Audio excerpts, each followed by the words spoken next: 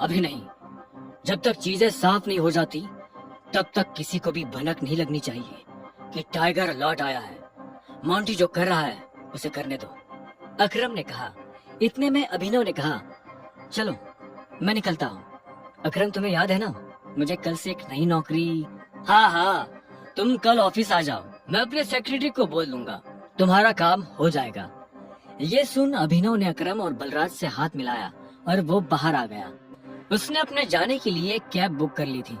जैसे ही वो कैब में बैठने वाला था कि इतने में अकरम भागते हुए उसकी तरफ बढ़ने लगा। अभिनव ने देखा उसके हाथ में कुछ था। इतने में अकरम पास आया और उसने छोटा सा बैग अभिनव को थमा दिया। इसमें क्या है?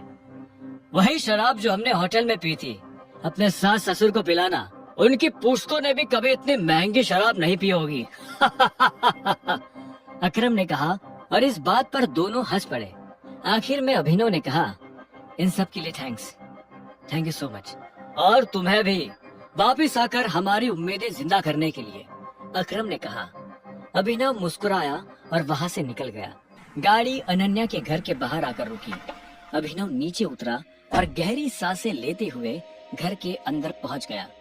उसने देखा कि अनन्या के माता पिता यानी शर्मिला और राजीव सोफे पर बैठे हुए थे।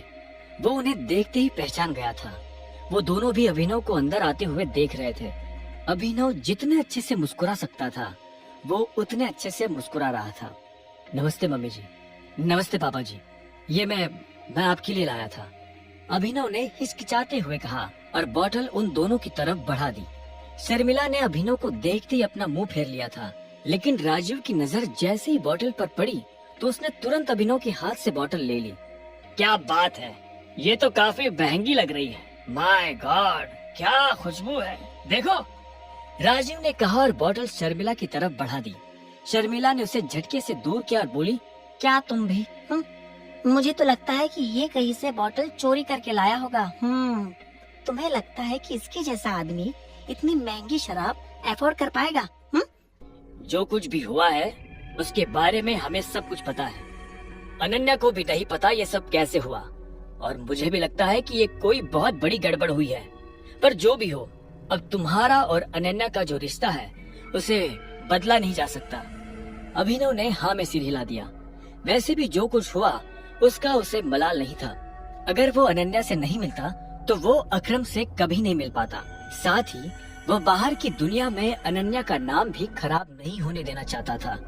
ऐसे में वो भी नहीं चाहता था कि ये शादी टूटे। राजीव ने आगे पूछा, तो तुम काम क्या करते हो? मैं डिलीवरी बॉय का काम करता था, लेकिन मुझे आज नौकरी से निकाल दिया गया है, अभिनव ने कहा। उसके ये शब्द किसी बम की तरह उन दोनों पर गिरे। इससे पहले कि शर्मिला कुछ कहती, राजीव ने कहा, कोई बात नहीं, लेकिन तुम्हें जल्द से जल्द कोई नई नौकरी ढूंढनी होगी।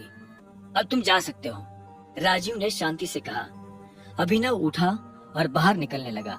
इतने में शर्मिला के गुस्से में और एक उबाल आया और वो अभिनव के पीठ पीछे बोली, देखो कैसा ढीठ है, ओवर कॉन्फिडेंस देख रहे हो इसका?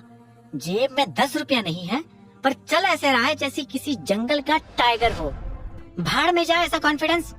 और तुम, नौकरी का मतलब ये नहीं कि कल को तुम पार्किंग लॉट में बैठकर लोगों की गाड़ियों की रसीद काटो। मेरा मतलब है एक नौकरी जैसी नौकरी। अगर कल तक तुम्हें वो नौकरी मिल जाती है तो तुमने जो कहा है मैं उसके बारे में सोच सकती हूँ। शर्मिला से ये सुनते ही अभिनव के चेहरे पर एक बड़ी सी मुस्कान आ गई। शर्मिला को नहीं पता था कि अभिनव कौन है और उसके पीछे किसका हाथ है। उसने मुस्कुराते हुए हाँ में सिर हिलाया और घर के अंदर जाने लगा। रात बहुत हो चुकी थी और उसे पता था कि इस वक्त वो अपने घर नहीं जा सकता। उसने सोचा था कि वो अनन्या के कमरे में जाकर सो जाएगा। क्या है, रात हो गई है, मैं अपने घर नहीं जा सकता, मुझे सोने के लिए जगह चाहिए। तो क्या, तुमने मुझे यहाँ मम्मी पापा से मिलने के लिए बुलाया था ना, तो अब तुम जगह दो। तुम्हें क्या लगता है मैं तुम्हें फिर से अपने कमरे में आने दूंगी? तो और मैं कहाँ जाऊंगा, मुझे नहीं पता। अनन्या ने दरवाजा बंद किया और दूसरी तरफ से चिल्लाते हुए बोली, नौकरों की जगह मालिकों के कमरों में नहीं, घर के स्टोर रूम में होती है। ये सुनते ही अभिनव को बुरा लगा, पर वो कर भी क्या सकता था। उसने बस बंद दरवाजे को देखा और हताशा से अपना सिर हिलाने लगा।